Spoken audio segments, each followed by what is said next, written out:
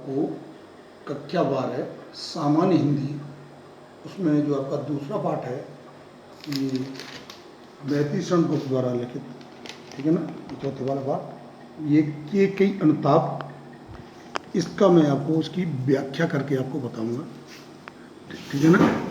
तो इसमें आपको ये उस समय की स्थिति है जिस समय पर भगवान राम को वनवास हो गया है, वो जा कर के अपने वन में रह रहे हैं, और वहाँ पर जो है ये कैकेयी और दशरथ और ये भरत जी जो हैं वहाँ अपनी सेना और जनता के लोगों को लेकर के वहाँ भगवान राम को वापस करने के लिए आते हैं।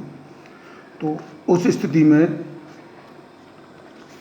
तो शाम के समय पर, रात्रि में, और वहाँ पर एक सभा बतौर कैकेयी, भरत और अयोध्यावासी बैठे हुए हैं। तो उसमें लिखा है, तदंतर बैठी सभा उठज के आगे, जिस कुटिया पे भगवान राम स्थित थे वहाँ पर जो है सभी सभा बैठी हुई है। नीले बितान के तले दीप बहु जागे, जैसे नीले आकाश में बहुत सारे तारागण ऐसे महसूस हो रहे हों जैसे एक हम बहुत सारी विद्युत व्यवस्था करके हम उजाला करते हो, ऐसे दीपक जाग रहे हों। टकटकी लगाए नैन सुरों के थे हुए, मतलब देवता जो आकाश से, आसमान से टकटी लगाकर उस सभा को देख रहे थे, तो उनके नेत्र जैसे तारे जमीन पर देख रहे हों, तो जैसे वो देवताओं के नेत्र हों, ठीक है ना। सुरों के थे हुए, परिणामों सुख उन भयात्रों के थे हुए, मतलब जो देवतागण थे वो जो है वो उस परिणाम को सुनने को उत्सुक थे कि ये जो सभा हो रही है, भरत जो राम को वापस करने के लिए आए हैं, कि ये भगवान राम वापस जाते हैं या यहीं पर वनवास में ही रहते हैं। उनको ये भय था कि भगवान राम अगर वापस चले गए तो उस स्थिति में फिर जो है ये रावण आदि असुरों का वध कैसे होगा, ठीक है।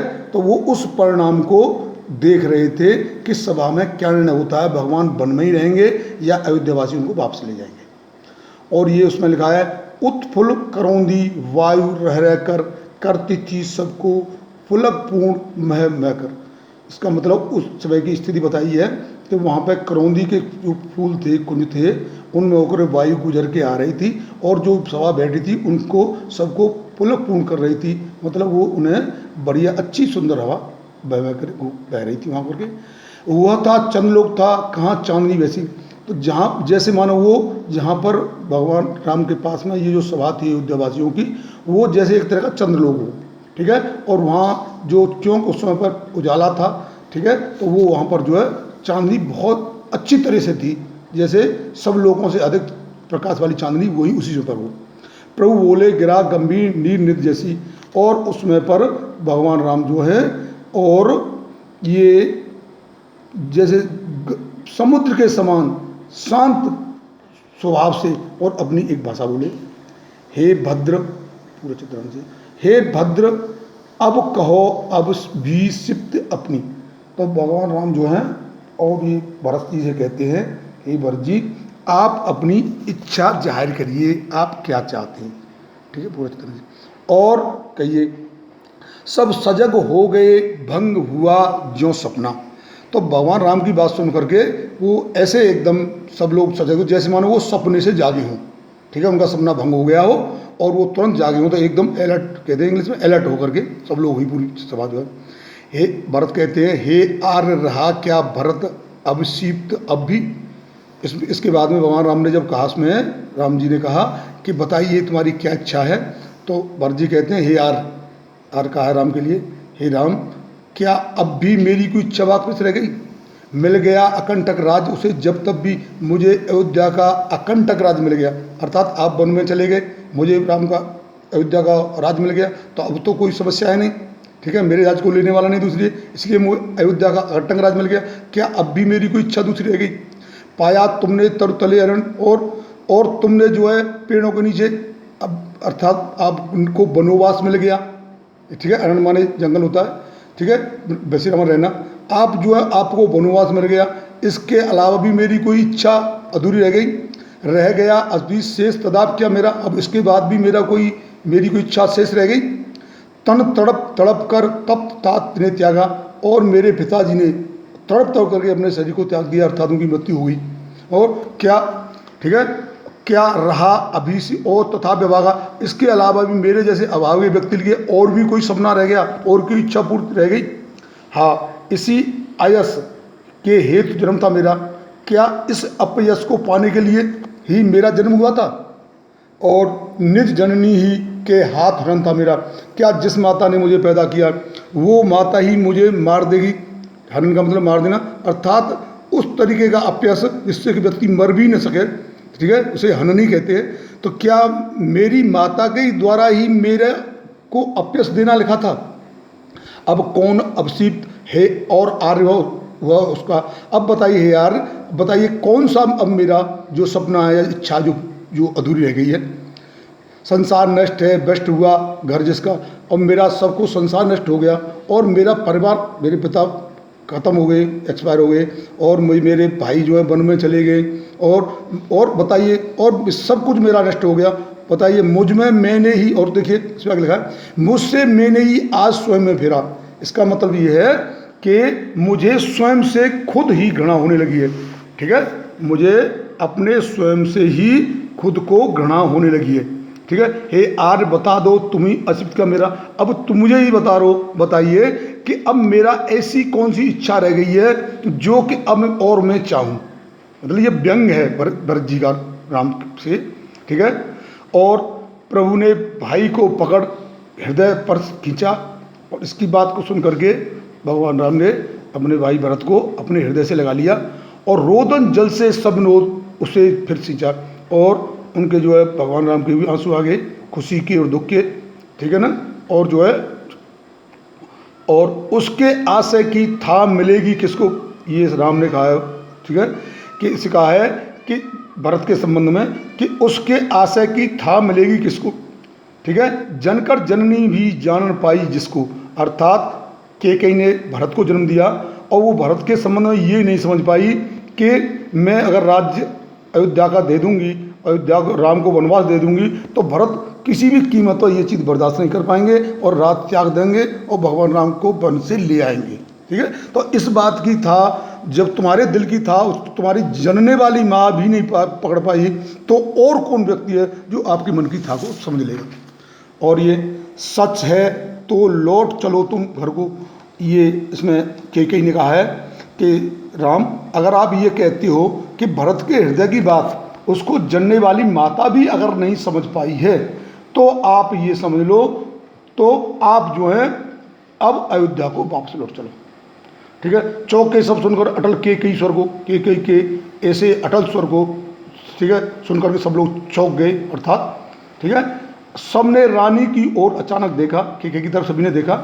वैदव्य तुषारपता यथा विदुलेखा, वैदव्य माने जब वो विधवा हो गई थी, सफ़ेद साड़ी पहनी हुई थी, तो वैदव्य कहते हैं विधवा का, तुषारव्रता, ठीक है, जो वो वैदव्य में जो सफ़ेद साड़ी पहनी हुई थी, जैसे एक चंद्रमा की किरणें, और जो है वो एक तुषार कहते हैं जैसे बर्फ आदि उससे हुई, ऐसे वो एक चंद्रलेखा के समान, किरणों के समान वो दिखाई दे रही थी।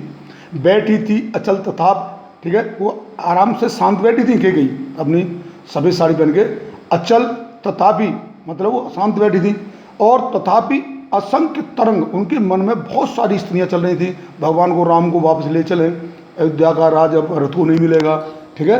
तो ये सारी बहुत सारी स्त्रियां उसके हृदय में थी। वह सिंगी, उसको जो है कैकेयी को सिंगी कहा, सिंगी कहा है। अब भी हाँ गोमुखी गंगा, वो क्योंकि उसने पश्चाताप कर लिया था, ठीक है, भगवान राम को वापस ले चलेंगी, उससे गलती हो गई है, उसने गलती मान ली थी, तो इसलिए वो गोमुखी गंगा के समान अब पवित्र हो गई थी, उसके मन में कोई अब गलत भाव नहीं रह गया था। हाथ जनकर भी मैंने, ये कैकेयी कहती हैं, हाथ जनकर भी मैंने न भरत को जाना। हाँ, आप भगवान राम ने कहा था ना कि आपको जानने वाली माँ भी आपको नहीं पहचान पाई, आपके हृदय में क्या चीज़ भरी हुई है, तो कैकेयी कहती हैं, हाथ जनकर भी मैंने भरत को न जाना, सब सुन लें तुमने स्वयं अभी ये माना। भगवान राम से कहती है, हे राम, तुमने ये माना कि मैं भरत के हृदय को उनको भरत को नहीं पहचान सकी, तो यह सच है, तो फिर लौट चलो घर को भैया, अपराधिनु मैं तात तुम्हारी मैया, मैं तुम्हारी माँ हूँ। तो ये बात अगर सच है कि मैंने भरत के हृदय को नहीं पहचाना, मुझसे गलती हो गई, तो ये भरत, हे राम, आप जो है अयोध्या वापस लौट चलो। दुर्बल देख रहा कि मैं दुर्बलता का ही चिन्ह विशेष शपथ है। तो मैं वैसे हमको सौगंध कहते हैं, फलां की कसम, फलां की सौगंध, हम सौगंध नहीं खाते, लेकिन फिर भी ये, क्योंकि ये दुर्बलता का प्रतीक होता है, लेकिन फिर भी चाहे भले ही दुर्बलता का प्रतीक हो, ठीक है, ये चिन्ह हो शपथ खाना, लेकिन पर अबला जन के लिए कौन सा पथ है और स्त्री के लिए दूसरी रास्ता कौन है, कौन सी है, क्यों शपथ खा करके किसी को अपनी बात समझी जा सकती है। यद मैं उकसाई गई भरत से हूँ, मतलब ये क्योंकि कहती है कि ये जो मैंने अपने जो 2 वरदान मांगे हैं आपके लिए वनवास और भरत के लिए राज्य अयोध्या का, इसमें अगर भरत का 1% भी कोई सहयोग हो, या भरत ने से मुझसे इसलिए कहा हो कि ऐसे आप कर लो, ठीक है, तो पत समान स्वयं ही पुत्र हूँ मैं। जैसे मेरे पति दशरथ जो चले गए हैं, स्वर्गवासी हो गए, तो मेरे पुत्र भी स्वर्गवासी हो जाए, भरत और शत्रुघ्न, ठीक है ना। अगर मैंने जो है, अगर उसका इसमें 1% भी मुझे बताने में कोई भी राय हो किसी पर, ठहरो मत रोको, मुझे कहूँ सो सुन लो। और ये सभा से कह रही हैं, सभा वाले हो सभी लोग, कि आप मुझे रोको मत, ठीक है, जो कह रही हूँ उसे ध्यान से सुन लो। पाओ यद उसमें सार, उसे सब चुन लो। कोई बात, अगर कोई बात आपकी कहने वाली हो उसमें मुझे आप बता दो, और ठीक है, करके पारसा पाप मौन रह जाऊं। बताइए, मैंने इतना बड़ा पाप किया है कि अपने पुत्र को राजगद्दी और अपनी जो है राम को जो है वनवास 14 वर्ष का, ये इतना बड़ा मुझसे पाप हो गया है, तो ऐसा नहीं, मैं मौन नहीं सकती, मैं अपनी मन की भावना को जरूर आप लोगों के सामने कहूँगी।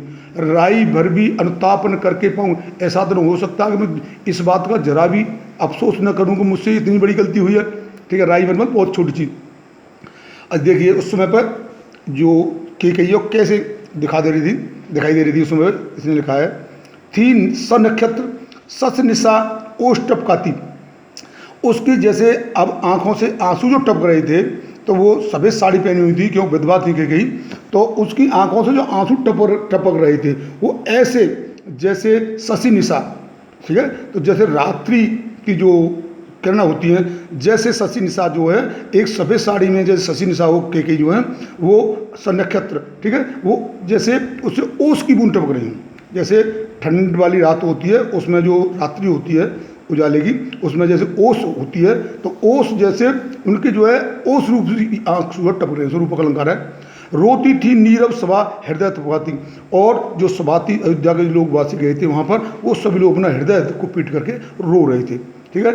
उल्कासी रानी दिशा दीप्त करती थी, ठीक है, वो जो है रानी जो है उस समय पर, क्यों उस समय कोई सहारा नहीं था, तो खुद जब कैकेयी ने उनको वनवास दिलवाया था, और कैकेयी उनको जो है भगवान राम को अयोध्या वापस ले जाने के लिए जो आतुर थी, तो ये ऐसे समझिए कि अंधेरे में एक छोटी सी रोशनी की किरण हो, ठीक है। उल्कासी, उल्का मतलब जिस रानी ने पूरी अयोध्या, ठीक है, अयोध्या को उलट पलट दिया, ठीक है, भगवान राम जो अयोध्या के राजा बन रहे थे, उनको जंगल 14 वर्ष का वनवास मिल गया, ठीक है, तो वो पूरी स्थिति को पलट दिया था उस रानी ने, ठीक है, और सबके भय विस्मय और खेद बढ़ती थी, वो सब लोग ये करते थे। बताइए, विस्मय और ताज्जुब, बड़ी अब ताज्जुब की बात है कि वो कैकेयी जिसने 14 वर्ष का वनवास राम को दिलाया, वही कैकेयी राम को वापस लेने के लिए जिद कर रही हैं, तो ये सब लोग भय में, विस्मय में और खेद ये था उनके अंदर, ठीक है। और क्या कर सकती थी मरी मंत्रा दासी, और उसमें कैकेयी कहती हैं कि जो दासी है वो तो तुच्छ दासी थी, उसकी बुद्धि बहुत तुच्छ थी, तो क्या वो मुझे समझा देती कि अपने भरत को आप जो है राज दिला दो, भगवान राम को 24 घंटे का वनवास, और मैं उसकी बात मान जाती। क्या कर सकती, मरी मतलब तुच्छ दासी, छोटी दासी थी, उसकी छोटी बुद्धि थी, तो क्या कर सकती मरी मंत्रा दासी, वो मंत्रा से कहती है वो क्या कर सकती थी, मुझे क्या बेला फुसला सकती थी। मेरा ही मन रह न सका निज विश्वासी, मतलब मेरा ही जो मन था वो जो है वो विचलित हो गया अपने पुत्र को राज दिलाने के लिए, और मेरी जो ये विश्वास नहीं मेरा कर सका कि राम अगर राजा बन जाएंगे तो वो भी तो मेरे पुत्र है, वो मेरे, मुझे समझो मेरे ही पुत्र राजा है, तो ये चीज़ का मुझे विश्वास नहीं था, ठीक है ना। और ये इसका है जल पंतर्गत अरे अधीर अभागे, ये अपने शरीर के लिए जो है स्थिति है उसकी बता रहे हैं। अब वो बहुत अधीर हो रही है, अंदर से भागे।